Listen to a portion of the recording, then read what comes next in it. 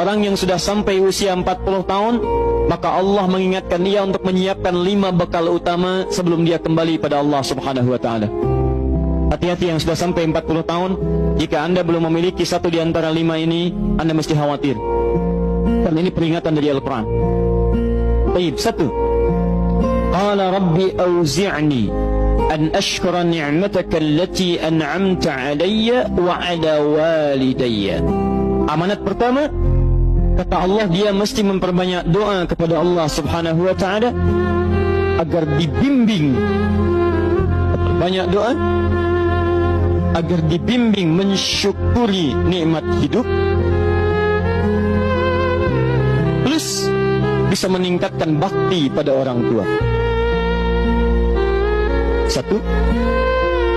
Rabbi auzi'ni an ashkura ni'mataka allati an'amta 'alayya wa 'ala walidayya. Perhatikan baik-baik. Ya Allah, mohon bimbing saya untuk selalu bisa mensyukuri segala nikmat yang telah Engkau berikan pada saya sekarang, 1, dan pada kedua orang tua saya.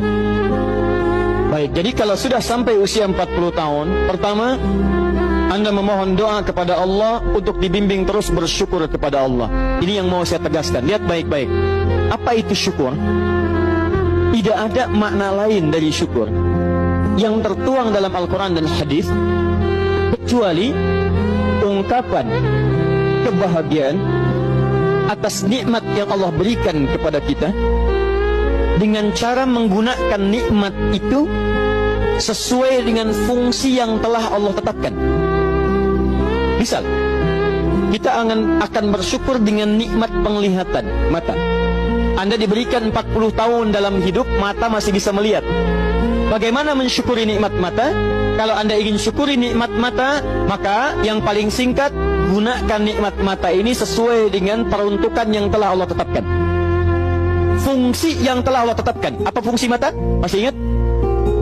Melihat yang baik-baik. Quran surah ke-24 ayat 30 untuk laki-laki, ayat 31 untuk perempuan.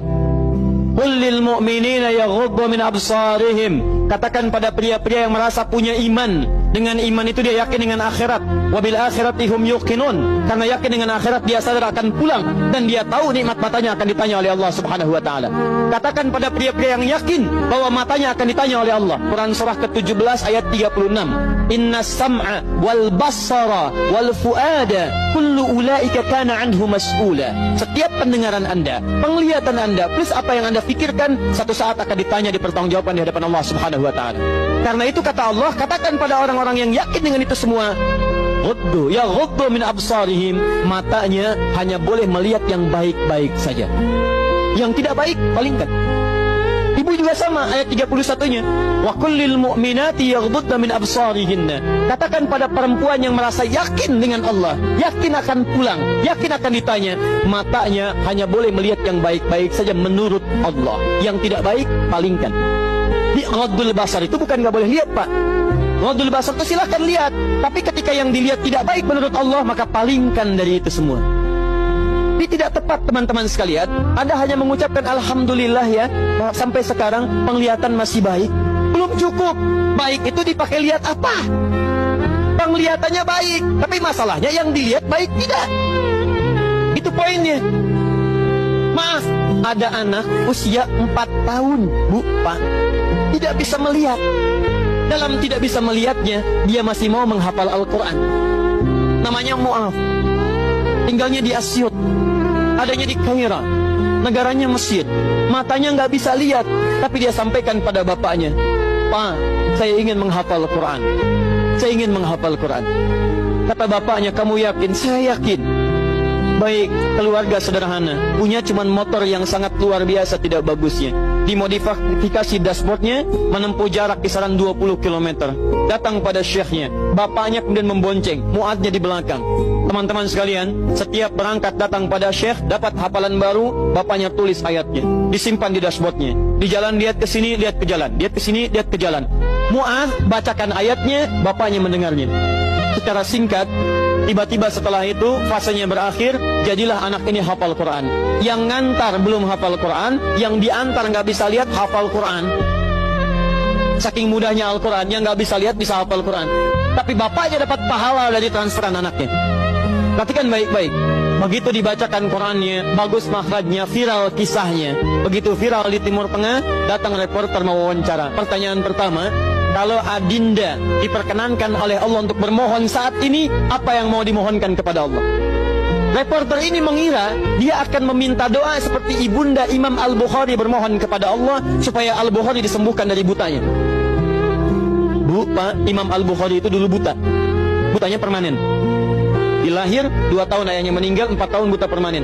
Nanti ada satu kejadian di situ, yang dengan kejadian itu ibunya berdoa kepada Allah, anaknya menghafal Quran sampai di surat Qaf, ya, ayat ke-22. Anaknya murajaah ayat, ibunya memohon kepada Allah sambil menangis, sambil tertidur, sampai tertidur. Disitulah kemudian terjadi sesuatu yang luar biasa. Seketika Allah sembuhkan Al-Bukhari kecil, matanya bisa melihat kembali. Karena kajian kita bukan di sini, lain waktu nanti saya terangkan. Anda yang punya kitab Fathul Bari, Syarah Sahih Al-Bukhari, beli jilid pertama, kitab Muqaddimah, halaman 634, paling kiri, paragraf yang ketiga, baris 1 sampai dengan 9. Anda temukan kisahnya. Nah, reporter ini mengira, ini Mu'adz akan minta kepada Allah seperti Al-Bukhari kecil memohon kepada Allah, matanya bisa melihat lagi. Ternyata lihat baik-baik. Kalau saya diperkenankan bermohon kepada Allah dan permohonan saya dikabulkan, maka pertama saya akan mohon kepada Allah untuk tetap membutakan mata saya sampai dengan kiamat. Ya Rabb, mohon butakan mata saya sampai kiamat, karena dengan buta mata ini saya bisa menghafal Quran. Saya takut ya Allah, kalau saya melihat lagi, mata saya melihat maksiat dan hilang Quran dari hafalan saya. Anda bisa bayangkan, anak kecil 4 tahun, mata nggak bisa lihat, digunakan menghafal Quran. Dan dia takut kalau melihat matanya dipakai maksiat. Antum dikasih 40 tahun.